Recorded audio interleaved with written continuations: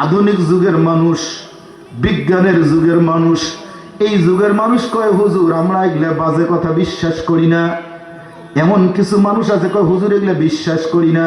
কয় কেন বিশ্বাস করো না? কয় হুজুর মানুষ মারা যাওয়ার পরে 10 দিন পরে, 15 দিন পরে, 1 মাস পরে, 3 মাস পরে বহু কবর আমরা খনন করেছি, লাশ নিয়ে পুনরায় সাফ করেছি। কই হুজুর কবরে তো কিছুই দেখিনি, আপনার কাছে হুদে হুদে আমাদেরকে ভয় দেখান। জি জনাব, আপনার কথাটা যুক্তিসঙ্গত, যদি জ্ঞান থাকে তোমাকে বোঝানো একেবারেই সহজ। তুমি যদি মনে করো কবরটা সাধারণ জিনিসটা কিচ্ছু না, কিচ্ছু হয়ও না, এমন ধারণা যদি তোমার হয়, বস্তুবাদী মানুষ যদি তুমি হও, বস্তু দিয়েই তোমাকে একটু বাস্তব বোঝানো যাবে। মাঝে মধ্যে তুমি না রাতের মধ্যে ঘুমায়া যাও, মাগরিবের নামাজের পরে একদিন ঘুমাইছো, হঠাৎ করে দেখো তোমার শত্রুরা স্বপ্ন মাধ্যমে তোমাকে ঘিরে ফেলেছে, তোমার বুকের পরে ছুরি লাগাইছে, রক্ত বের করে ফেলছে, তুমি চিল্লাইতেছো আমারে বাঁচাও, আমারে বাঁচাও, আমারে বাঁচাও। তুমি এমন জোরে চিল্লা চিল্লি করে কলিজাটা শুকায় গেছে, হঠাৎ করে ঘুমটা ভেঙে গেছে, দেখো বিছানার মধ্যে বিবি বসে বসে তোমার জন্য পান বানাইতে আছে। ডাক দাও, বিবি রে, আমি যে এত চিল্লাইলাম তুমি কি শোনো নাই? ও বিবি, আমার শরীর থেকে রক্ত ঝরঝর করে পড়লো, তুমি কি দেখো নাই? বিবি হাসবে, মুস্কি মুস্কি হাসবে আর বলবে, ওগো তুমি কি পাগল হয়ে গেছো নাকি? আমি না তোমার বিছানায় বসা। কই, আমি তো কিছুই দেখলাম না, এমন তো কোনো কিছুই দেখলাম না, কোনো আওয়াজই শুনলাম না। এবার কি বুঝে নিয়েছো? যেই আল্লাহ তাআলা তোমার নিজের বিছানায় শোয়াইয়া, যেই মালিক তোমার স্ত্রীর সামনে রাখিয়া তোমার শত্রু দিয়া কলিজার মধ্যে আঘাত দিতে পারে, কলিজার মধ্যে খুর লাগায়া, ছুরি লাগায়া রক্ত প্রবাহিত করতে পারে, তুমি চিল্লা চিল্লি করো, কেউ শোনে না। নিজের বিছানায় যদি এমন অবস্থা করতে পারে, বাড়ির পাশে কলা বাগান, বাঁশ বাগান, সুপারির বাগান, কবরস্থানের মধ্যে নিয়ে আমার আল্লাহ আযাব দিতে পারে। কথা কন ঠিক না? অবাজান, শুধু তাই না, যদি আপনি সুদ খাইয়া, ঘুষ খাইয়া, বেবিচার করিয়া, অন্যায় করিয়া এ জমিন থেকে বিদায় হয়ে কবরের জমিনে যাও, যদিও তোমার সন্তানরা দোয়া পড়বে বিসমিল্লাহি ওয়া আলা মিল্লাতে রাসূলিল্লাহ, যতই দোয়া পড়ুক না কেন, না না না, তোমার জন্য কাম হবে না, কবরের জমিনে রাখবে, দোয়া করবে, চলে যাবে। খবরটা কি শুনছনি? রাসূল বলেন গুনাহগারের কবরের জমিনে একটা না, দুইটা না, 99টা সাপ আল্লাহ জমা করিয়া রাখছে। সাপের বর্ণনা দিতে গিয়া আল্লাহ রাসূল বলেন, লাউ নাফাকা ফিহি লা আমবাতাতু খেজুয়া, ওই সাপ যদি দুনিয়ায় একবার ফু দিত, লাউ নাফাকা ফিহি, যদি উহাতে ফু মেরে দিত, তার মানে দুনিয়াতে যদি একবার ওই সাপ নিঃশ্বাস নিত, লা আমবাতাত খেজুয়া, কোনো গাছপালা জন্মিত না, যেগুলা জন্মিছে বিষের কারণে মারা যাইত। এত বিষাক্ত সাপ একবার ফু দিলে দুনিয়ার গাছগাছরা যদি মরিয়া যায়, এরকম 99টা সাপ কবরের জমিনে আছে। একবার যদি কাউকে কামড়ায়, আল্লাহ রাসূল বলেন 40 খরিফা, 40 বছরে ব্যথা কমবে না।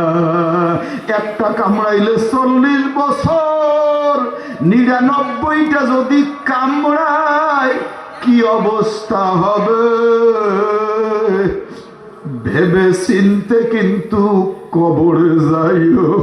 শেষ কথা, এরপরে কোনো ওয়াজ নাই, এক যুক্তিতেই শেষ করে দেব। চোখওয়ালা কানা এক সমান হতে পারে না। চক্ষুওয়ালার কানা এক রাস্তা দিয়ে হাঁটতেছে, কিছুক্ষণ পরে চক্ষুওয়ালা দেখে, ও ভাই অন্ধ, থাম থাম থাম, সামনে যাস না। কয় কেন? কয় বিরাট বড় সাপ হাঁ করে আছে, আমাদের দিকে তাকায় আছে, 2টা কালো সাপ, যদি আমরা সামনে যাই, সাপ দুটি তাড়াবার মতো শক্তি আমাদের নাই, না জানি সাপ কামড় দিতে পারে। ও ভাই অন্ধ রে, যাস না, যাস না, সামনে যাস না, একটু থেমে যা। অন্ধ এবার কয় কি ভাই কি হয়েছে? কয় বড় বড় সাপ পোনা ধরে আছে, কি করা লাগবে? কয় আমার সাথে আয়, রাস্তার নামা দিয়ে নামা লাগবে, এটা ভালো রাস্তা দিয়ে হাঁটা যাবে না, বিপদ আছে, নামা দিয়ে নামা লাগবে। কেন? কয় এখানে কাদা আছে, এখানে বালি আছে, এখানে খোসা আছে, কাঁটা আছে, কাঁটা খোসা বালু সব কিছু অতিক্রম করে সাপ দুইটা পাড়ি দিয়া আমরা ভালো রাস্তার মধ্যে উঠিয়া পা ধুইয়া স্যান্ডেল পায়ে দিয়ে গন্তব্যে যাব, কোনো অসুবিধা হবে না। ভাই অন্ধরে বিশ্বাস কর, আমি চক্ষুওয়ালা মানুষ, চোখ দিয়ে দেখলাম, তোরে ডাকি আয় আয় আমার সঙ্গে আয়। এবার অন্ধ হাত ঝাঁকা দেয়, দিয়া কয় এই চোখওয়ালা তুই আমারে ঠগাইতে চাস? না না, আমি ঠকতে রাজি না, এত ভালো রাস্তা ছাড়িয়া কাদার রাস্তা দিয়ে আমি যাইতে রাজি না, এত পাকা রাস্তা ছাড়িয়া ধুলাবালি কাদা কাটা খুসার রাস্তায় নামতে পারি না। ও চক্ষুওয়ালা রে, ঠগাইতে পারবি না, আমি তোর কথা বুঝছি, তুই আমার ঠগাইতে চাস? না না, তোর কথা আমি আর মানলাম না। হাতটা ঝাড়া দিয়া অন্ধ এবার রাস্তা চলা শুরু করে।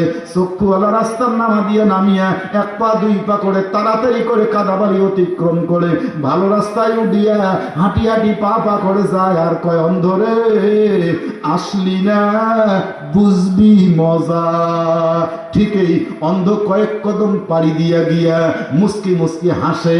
অন্ধরে মুস্কি মুস্কি হাসে আর কয় ও চোখওয়ালা আমারে ঠকাইতে পারিস নাই, আমি কিন্তু চালাক, আমি বুদ্ধিমান। এই বলে এক দুই পা যাইতে যাইতে কালো সাপের পায়ের মধ্যে দিছে পাড়া। কালো সাপের লেজের মধ্যে যেই পাড়া দিছে, সাপ রাগ হইয়া ফস করে পিছন দিয়ে একটা থক্কর দিয়েছে, দংশন করেছে, চেহারাটা কালো হয়ে গেছে। পিছন দিক দিয়ে আরেকটা কামড় মেরেছে, জমিনের মধ্যে পড়ে গড়াগড়ি দেয়, কান্দে, বিষের কারণে চেহারাটা কালো হয়ে গেছে। ডাক দেয় ও ভাই চক্ষুওয়ালা রে, ও ভাই চক্ষুওয়ালা রে, আয় আয় আয়, আমার একটু হাসপাতাল নে। ও চক্ষুওয়ালা রে, বুঝি নাই, তোমার কথা মানি নাই, বড় ভুল করেছি, সাপে আমারে কামড়াইছে, তাড়াতাড়ি করে আমারে হাসপাতাল নে। চক্ষুওয়ালা দাঁড়ায় কয় ভাই অন্ধ, হবে না হবে না, সাপ যখন কামড়াইছে ব্যথা তোকে পাওয়াই লাগবে, কষ্ট তোমার ভোগাই লাগবে, আমার কথা মানিস নাই, সাপের কামড়ের মজা এখন বোঝো। আমি এলাকাবাসী ভাই বোনদেরকে একই কথা বলে যাই, ওলামা একরাম হলো চক্ষুওয়ালা মানুষ, আলেম ওলামারা চক্ষুওয়ালা মানুষ। এরা কিন্তু কোরআন হাদিস দেখে দেখে তোমাদেরকে বলে দিয়ে যায়, ও অন্ধের দল, সোজা রাস্তায় হাঁটেন না, সুদ খাইয়া মজা পাইছো, ভাবতেছো ওলামা একরাম কিছু বোঝে না, এরা দুনিয়া বুঝলো না, বেপর্দায় চলিয়া মজা পাইছো। না না না, আমরা কিন্তু বিবিদের পর্দা করাইতেছি, আমরা সুদে মজা পাই নাই, ঘুষে মজা পাই নাই, আমরা কিন্তু বেপর্দায় মজা পাই নাই। এজন্য আমরা পর্দায় থাকি, সুদ খাই না, ঘুষ খাই না, কষ্ট করে জীবনটা চালাইতে আসি, কাদাবালি রাস্তা দিয়ে হাঁটতে আসি, কষ্ট করে যাইতে যাইতে মরণ পর্যন্ত যদি পৌঁছিয়া যাই, আল্লাহর ফজল কর্মে কবরের জমিনে শুইব, আর সাথে সাথে জান্নাতের ঘোষণা হইয়া যাইবে। অন্ধরা, তোমরা ভাবতেছো হুজুরেরা দুনিয়া পাইলো না, দুনিয়ার মজা পাইলো না। জি বাবা, চলতে থাকো, বলা দরকার বলে গেলাম। মজা পাইতেছো, পাও পাও, কবরের জমিনে যাইয়া সাপে যখন কামড়াইবে, আন্দা বয়রা ফেরেশতা গুজ্জ দিয়া মারবে বাড়ি, একটা বাড়ি মারলে 70 গজ মাটির নিচে ডুবিয়া যাইবা, অগ্নি শিকল লাগাইয়া টান দিয়া উঠাইবে, আবার মারি মারবে, দুই পাশের মাটি এমন চাপ মারবে, হাড়গুড়ি মরমর করে ভাঙ্গিয়া পাতলা পেপারের মতো বানাইবে, চিল্লাইবে আর বলবে মালিক আরেকবার দুনিয়ায় পাঠা, আর নামাজ রোজা বাদ দেব না, আর বেপর্দায় চলবো না। আমার আল্লাহ বলবে না না না, আমার বিধান হলো জন্ম হবে একবার, মরণ হবে একবার, হিসাবের পরে কেউ জাহান্নাম, হিসাবের পরে কেউ জান্নাত। বান্দারা আমার হিসাব শেষ হয়ে গেছে, তোমাদের গুনাহ বেশি, জাহান্নামে চলো। কান্নাকাটি করে কোনো লাভ হবে না। এজন্য বাজান সব সময় নিজের মনকে বুঝাবেন, দুনিয়ার ঘরে আগুন লাগে, পানি ছাড়া ঠান্ডা হয় না। দোকানে আগুন লাগে, পানি ছাড়া ঠান্ডা হয় না। তোমার আমার গুনাহ করার কারণে জাহান্নামের আগুন দাউ দাউ করিয়া জ্বলতে আছে, কবরের আগুন জ্বলতে আছে। চোখের পানি ছাড়া এ আগুনও ঠান্ডা হবে না। আল্লাহুম্মা আমিন, আমিন, আমিন, আমিন।